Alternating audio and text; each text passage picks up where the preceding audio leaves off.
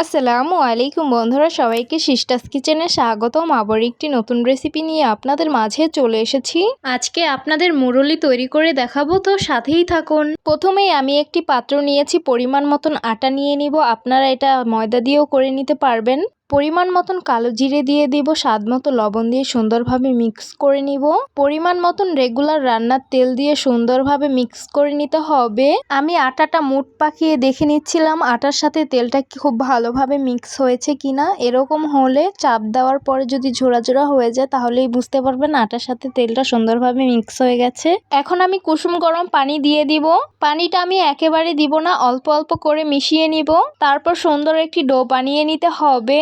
এই তো সুন্দর করে একটি ডো বানিয়ে নিয়েছি। বেশি শক্তও করিনি, বেশি নরমও করিনি, মিডিয়াম রেখেছি।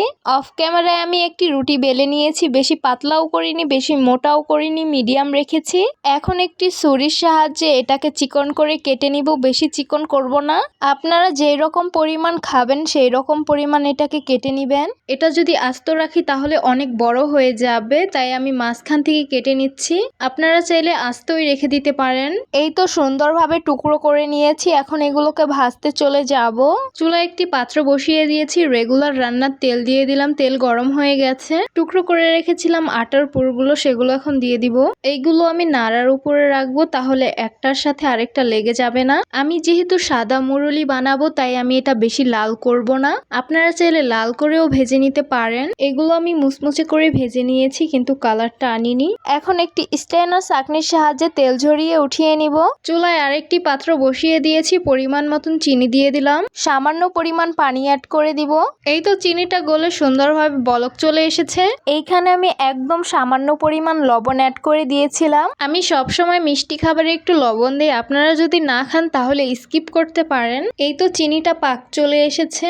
ভেজে রেখেছিলাম যে নিমকিগুলো, সেগুলো এখন দিয়ে দিব। তারপর সুন্দরভাবে নেড়েচেড়ে মিশিয়ে নিতে হবে। এখন এটা বেশি জাল দেওয়া যাবে না, তাহলে পুড়ে যাবে। একদম মিডিয়াম আঁচে এটাকে করে নিতে হবে। এই তো পাক দেওয়া হয়ে গেছে, এখন চুলা থেকে নামিয়ে ফেলবো। তারপর ঠান্ডা হলে পরিবেশন করে নিব। পরিবেশন করে নিলাম মুরলি। দেখতে অনেক বেশি সুন্দর লাগছে, খেতে কিন্তু অনেক বেশি সুস্বাদু হয়েছে। এই মুরলিগুলো কিন্তু বেশিরভাগ আমরা মেলা থেকেই কিনে খাই, তাই আজকে আমি বাসায় তৈরি করে নিলাম। আর এই মুরলি খেতে অনেক অনেক বেশি ভালো লাগে আমার কাছে। তো কার কার কাছে মুরলি খেতে ভালো লাগে তারা অবশ্যই কমেন্ট করে জানাবেন। আর এটা বাচ্চাদের দিলে বাচ্চারাও অনেক বেশি পছন্দ করবে। তো আশা করছি আমার আজকের রেসিপি আপনাদের কাছে অনেক অনেক বেশি ভালো লাগবে। ভালো লেগে থাকলে আমার ইউটিউব চ্যানেলটি সাবস্ক্রাইব করবেন, আর যারা আমার ফেসবুক পেজ থেকে দেখছেন পেজটিকে ফলো করবেন। সবাই অনেক বেশি ভালো থাকবেন, সুস্থ থাকবেন, আর সিস্টার্স কিচেনের সাথেই থাকবেন। আবারও কথা হবে কোনো নতুন ভিডিওতে। তাহলে আজকে এই পর্যন্তই। আল্লাহ হাফেজ।